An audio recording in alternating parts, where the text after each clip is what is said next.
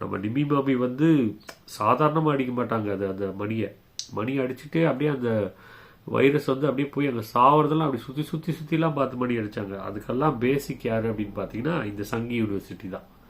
இவன் தான் paper release பண்ணியிருக்கான்.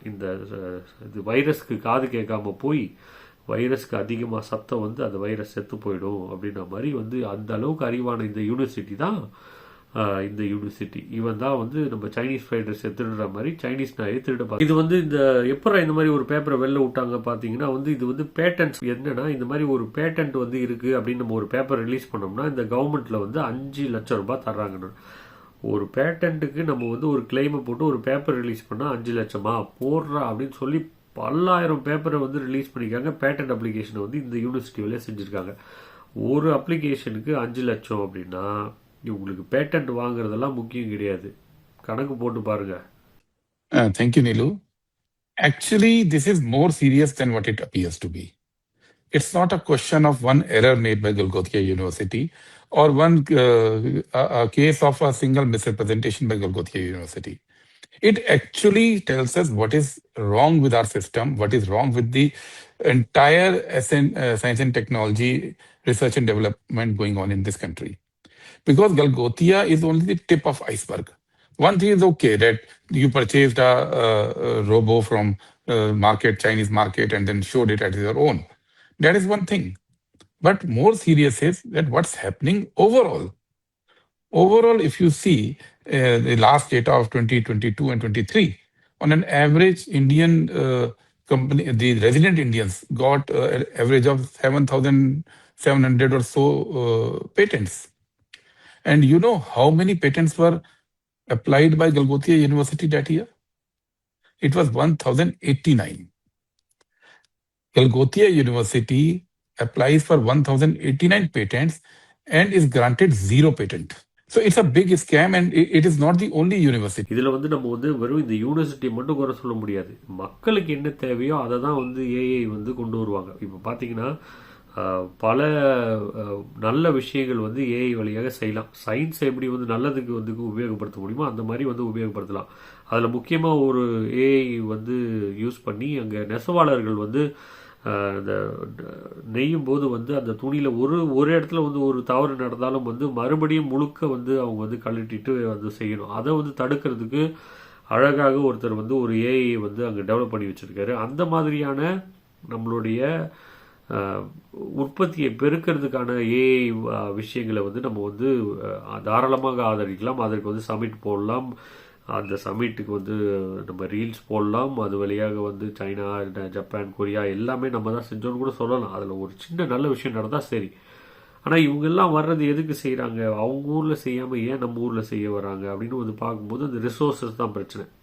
இது சொல்கிறாங்க, இந்த ஏஐக்கு பின்னாடி இருக்க இந்த டெக்னாலஜியை வந்து உபயோகிக்கிறதுக்கு வந்து மிகப்பெரிய தண்ணி செலவும் ரிசோர்ஸஸ் எல்லாம் வந்து நம்மளுடைய இதெல்லாம் வந்து அப்படியே டெப்ளீட் ஆகிறதுக்கான அதிக சான்சஸ் இருக்குதுன்னு சொல்கிறாங்க. இதில் ஒரே கூட்டமாக இருந்த ஒரு ஸ்டாலில் நீங்கள் போய் பார்த்தீங்கன்னா அது என்ன அப்படின்னா வந்து ஏஐ வச்சு கிரிக்கெட் விளாட்றது.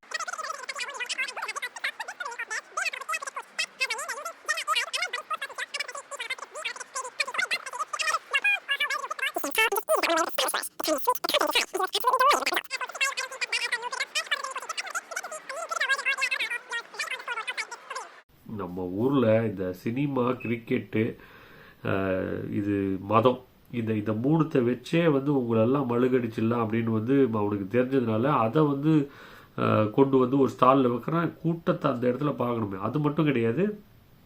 ஒரு படத்தில் யாரோ சொல்லுவாங்க, உனக்கு எப்போ ஒரு 10 லட்சம் வந்து லாட்ரி அடித்தா என்னடா செய்வேன் அப்படின்னா ஒரு பிச்சைக்காரங்கிட்ட கேட்டால் அந்த பிச்சைக்காரன் சொல்லுவானா, நான் ஒரு தங்கத்தில் வந்து ஒரு திருவோடு செஞ்சு அதை எடுத்துன்னு போய் மவுண்ட் ரோடில் பிச்சை எடுப்பேன் காரில் அப்படின்னாரு. அந்த மாதிரி என்ன தான் டெக்னாலஜி வந்து வளர்ந்தாலும் இவனுக்கு வந்து பண்ணுற இதெல்லாம் பாருங்கள்.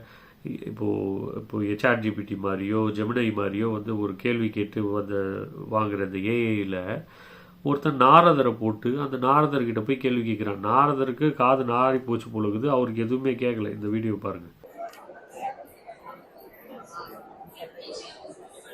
नारायण नारायण मित्र, मैं इस समय केवल आर्टिफिशियल इंटेलिजेंस और एआई समिट के बारे में ही चर्चा कर सकता हूँ। Hey Narad, can you explain to me what artificial intelligence is and what can be its features?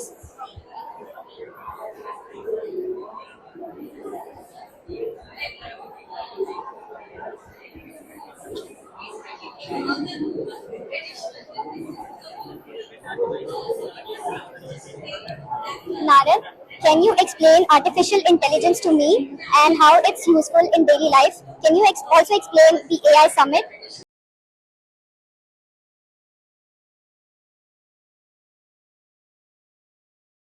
இது இல்லாமல் இன்னொரு இதில் வந்து விளக்கேறிற மாதிரி வச்சுட்டு ஒரு அம்மா சொல்லுது ஜெய் ஸ்ரீராம் அப்படின்னு சொன்னால் அந்த விளக்கு எரியுது.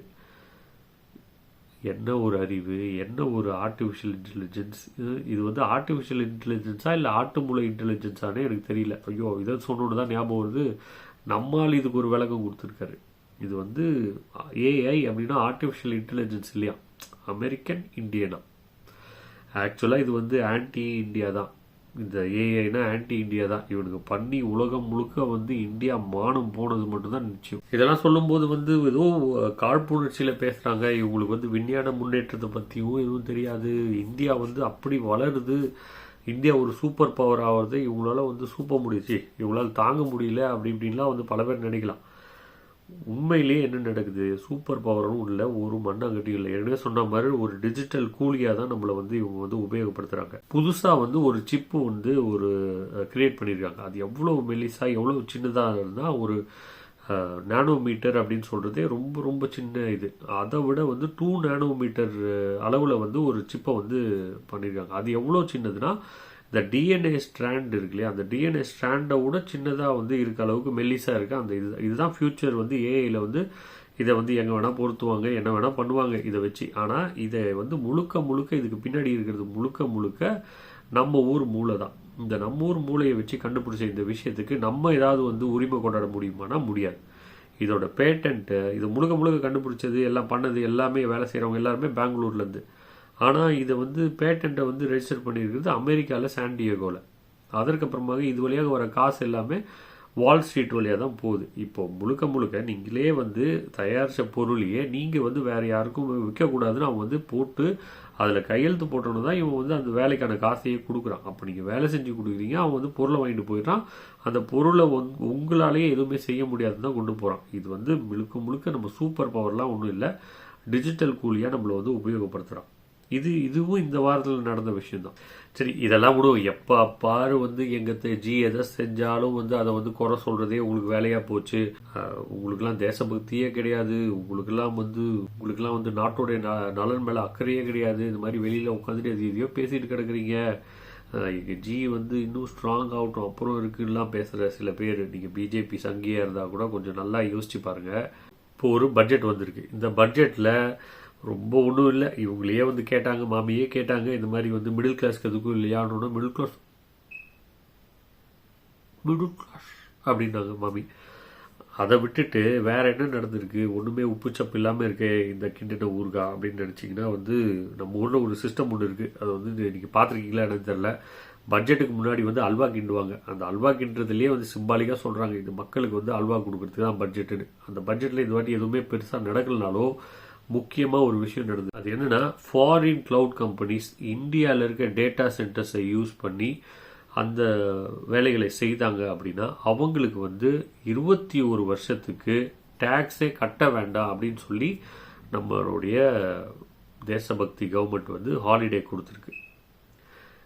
உங்களுக்கு 1 வருஷம் டேக்ஸ் கட்ட வேண்டாம் அப்படின்னு சொல்லி என்னைக்காவது மக்களுக்காக வந்து ஏதாவது செஞ்சுருக்காங்களா? டேக்ஸ் மேலே டேக்ஸ் தானே போடுறாங்க. ஆனால் வெளிநாட்டிலேருந்து வர்ற கம்பெனிகளுக்கு நம்ம ஊரில் வந்து வேலையிலேருந்து ஒவ்வொரு விஷயமா உறிஞ்சி எடுத்துகிட்டு போகிறதுக்கான வந்த இதில் நம்ம என்றைக்குமே டிஜிட்டல் கூலின்னு சொன்னேன். அதே மாதிரி தான் நம்ம வந்து டிஜிட்டல் அடிமையாக முன்னாடி வந்து நேரடியாக ஆட்சி செஞ்சாங்க, இப்போ வந்து மறைமுகமாக ஆட்சி செய்கிறாங்க. என்ன சொல்கிறாங்க, 21 வருஷத்துக்கு அவங்க எந்த டேக்ஸும் கட்ட வேண்டாம் அப்படின்னு சொல்லி இவங்க சொல்கிறாங்க. இது கூட ஒன்றும் பெரிய விஷயம் இல்லை. ஆனால் இதுக்கு முன்னாடி இது எப்படி நடக்குதுன்னு பாருங்கள்.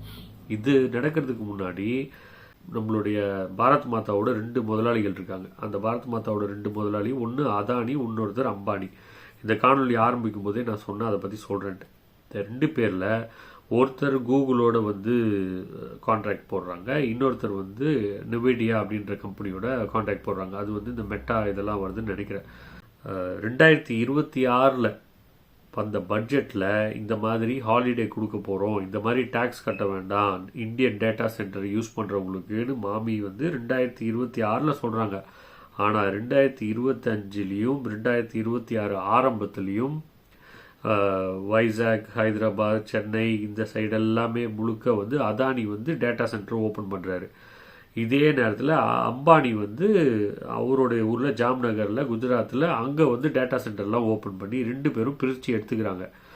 எல்லாமே ஓப்பன் பண்ணிட்ட பிறகு இதை வந்து இது வழியாக எப்படி காசு வரணும் அப்படின்றதுக்காக பட்ஜெட்டில் வந்து இதோட திட்டத்தை வந்து அறிவிக்கிறாங்க. ஆனால் ஒரே ஒரு கேள்வி, பட்ஜெட்டில் வரப்போகிற விஷயத்தை வந்து ஏற்கனவே தெரிஞ்சு வச்சிருந்து இவர்கள் இந்த கம்பெனியை ஓப்பன் செய்தார்களா, இல்லை இவர்கள் சொல்லி தான் பட்ஜெட்டில் இதெல்லாமே நடக்குதா? இந்த கேள்விக்கு பதில் தெரிஞ்சால் உங்களுக்கு எல்லா விஷயமும் புரியும். நன்றி, வணக்கம்.